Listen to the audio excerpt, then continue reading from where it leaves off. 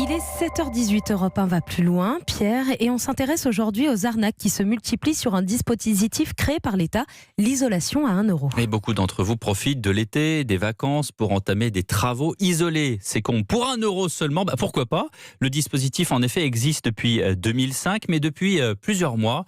Et encore plus ces dernières années, ces dernières semaines, des départements alertent partout en France. Attention aux arnaques. Bonjour Pauline Jacot. Bonjour Pierre, bonjour à tous. D'abord Pauline, en quoi consistent ces arnaques? Eh bien c'est une entreprise qui vous propose justement de profiter de ce dispositif. 1 euro contre la promesse d'économiser 30% sur vos dépenses d'énergie. Elle vous appelle, elle vous envoie des mails, elle revient souvent à la charge et n'hésite pas à utiliser des logos officiels de la République française ou du ministère de la Transition écologique. Il y a un mois, Pascal a contacté l'une de ces entreprises pour isoler le toit de sa maison dans le Var et aujourd'hui, la moitié du chantier n'est toujours pas terminée. Le premier soir, j'ai constaté que le travail était un peu bâclé, que les plaques n'étaient pas jointes les unes aux autres, que pour éviter des découpes, ils se sont arrêtés à 15 cm des murs. Quand je leur ai fait remarquer, ils m'ont dit que c'était normal, que c'était du polystyrène expansé, et puis que ça allait gonfler avec l'humidité. Là, j'ai dit, là, ils me prennent quand même un peu pour une buse. Et donc, depuis un mois, aujourd'hui, j'ai plus de nouvelles de personne. 1 euro payé donc par Pascal, mais l'artisan a touché 4 000 euros. C'est là tout l'intérêt de l'arnaque, parce que ces entreprises frauduleuses facturent ensuite aux fournisseurs d'énergie. Pauline, il y en a beaucoup comme ça, des arnaques en France? Oui, des milliers, disent les professionnels. Il n'y a pas encore de statistiques nationales, mais chaque département commence à recenser ces arnaques. Et ce qui est sûr, c'est qu'elles augmentent et que le préjudice se chiffre en millions d'euros. Des malfaçons, des cloisons percées, des toitures qui s'effondrent, des incendies même. Ces arnaques ont donc des conséquences financières, mais elles peuvent aussi être dangereuses pour les particuliers. Mais alors, comment on fait, Pauline? Parce que ce dispositif existe, on le rappelle, il faudrait mieux l'encadrer. C'est effectivement ce que certains recommandent. Ce dispositif a été créé trop rapidement pour remplir des objectifs fixés par le gouvernement. Selon Jean-Baptiste Lebrun, il dirige le réseau Clair pour la transition énergétique. L'objectif de la politique énergétique française, c'est de rénover 500 000 bâtiments et logements par an. En se focalisant sur ce chiffre-là, on négocie un petit peu sur les procédures de contrôle, sur l'efficacité des travaux, sur le fait que ça s'inscrive dans un projet global d'amélioration du confort et de l'efficacité énergétique de chaque bâtiment. Et malheureusement, en voulant prendre des raccourcis, le gouvernement ne fait pas les choses comme il faut. La solution pour lui, ce serait de nommer à chaque fois un expert indépendant en amont qui vienne évaluer la situation et déterminer avec le particulier les travaux à effectuer. Merci de ces explications complètes, Pauline Jacot. On va parler de ce dispositif avec notre invité. Il dirige la société primeénergie.fr, entreprise agréée par l'État qui permet aux particuliers et aux collectivités locales de profiter de cette offre d'isolation à 1 euro. Bonjour Nicolas Moulin. Bonjour. Alors justement, comment ça marche votre dispositif?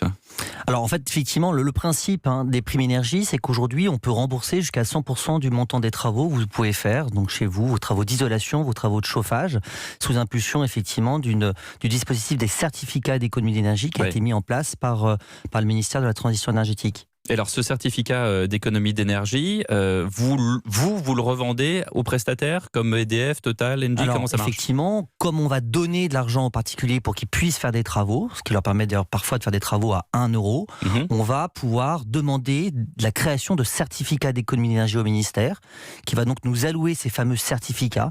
Et ces certificats, ils ont de la valeur pour les fournisseurs d'énergie comme EDF ou Total, qui, s'ils n'en ont pas, tous les 3 ans, vont payer des taxes. Voilà, ça paraît un peu compliqué.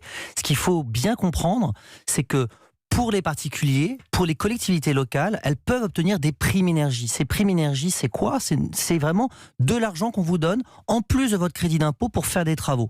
L'idée, c'est quoi aujourd'hui? C'est d'apporter plus de transparence? Alors effectivement, l'idée aujourd'hui, les primes énergie, il faut bien comprendre, sont très élevées aujourd'hui. On n'a jamais donné autant. C'est-à-dire, on a combien à peu près? Sur une chaudière, par exemple, on va vous donner 1 500 euros. Ouais. Dans certains cas, sur une pompe à chaleur, on va vous donner 5 000 euros.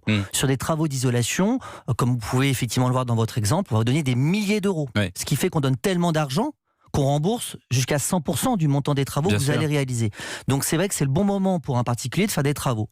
Alors effectivement, en face, le nombre de travaux augmente. Il augmente tellement qu'effectivement, certaines entreprises sont parfois pas les plus vertueuses et donc on peut voir parfois des malfaçons, ce que votre reportage souligne.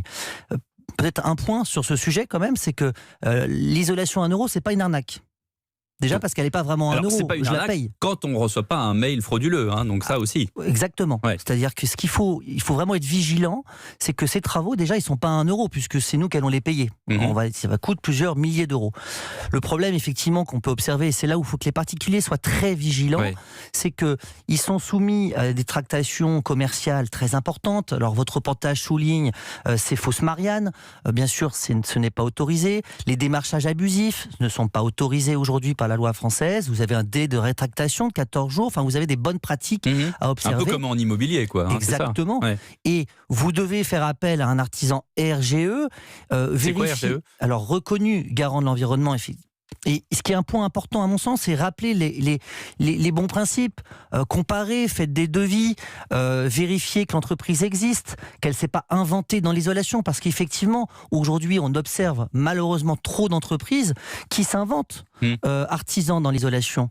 C'est ça qui est à mon avis dramatique. Mais est-ce que votre société n'est pas également tenue pour vérifier qu'il n'y a aucune fraude ? Alors justement, aujourd'hui, devant l'étendue des fraudes, le ministère impose des contrôles renforcés.